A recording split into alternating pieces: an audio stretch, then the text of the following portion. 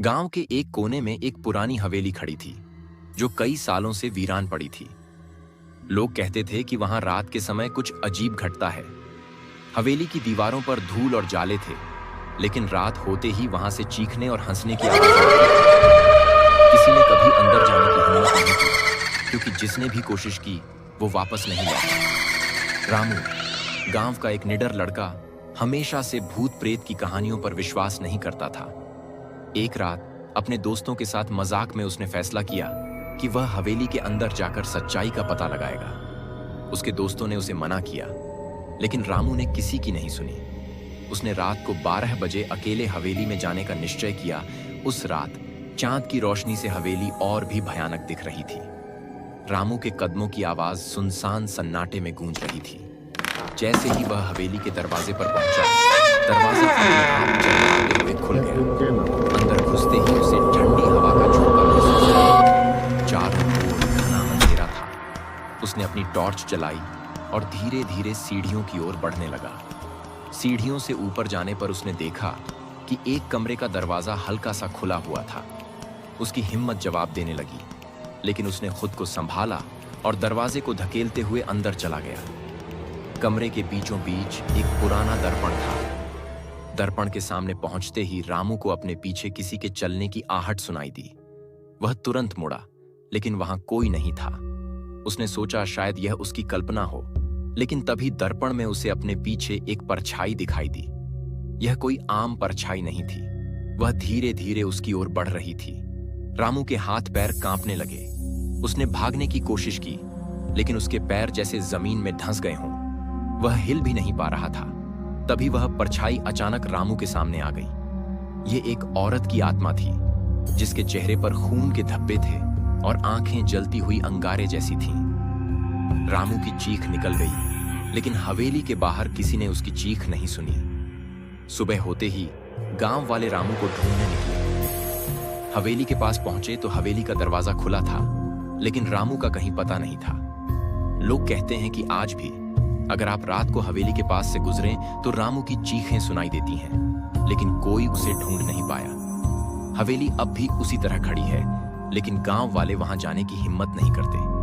कहते हैं जो एक बार उस हवेली में जाता है वो कभी वापस नहीं आता।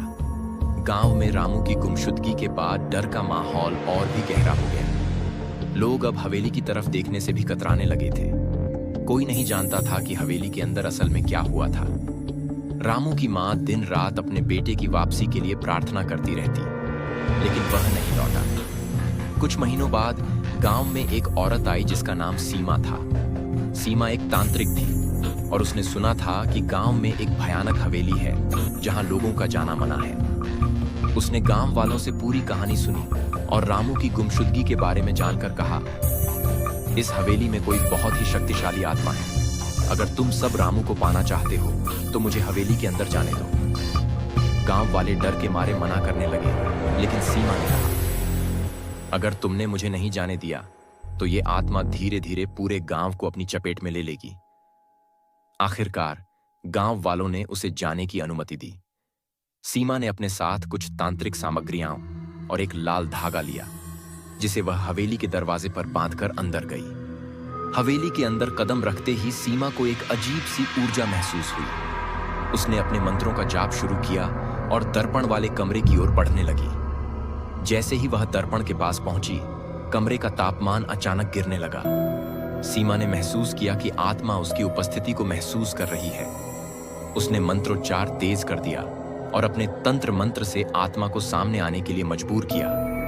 कुछ ही पलों में वही औरत की आत्मा जो रामू के सामने आई थी, सीमा के सामने प्रकट हुई। उसकी आंखों में वही जलती हुई आग थी। आत्मा ने क्रोधित होकर सीमा की ओर बढ़ने की कोशिश की, लेकिन सीमा ने एक पवित्र तांत्रिक धागा उसके आगे डाल दिया, जिससे आत्मा ठिठक गई। सीमा ने आत्मा से पूछा, तू कौन है और यहाँ क्यों भटक रही है? आत्मा ने धीरे धीरे एक दिल दहला देने वाली कहानी बताई। वह औरत, जिसका नाम सविता था, कई साल पहले उसी हवेली में रहती थी। उसकी शादी एक क्रूर आदमी से हुई थी, जिसने उसे मार डाला और उसकी आत्मा को इसी हवेली में कैद कर दिया।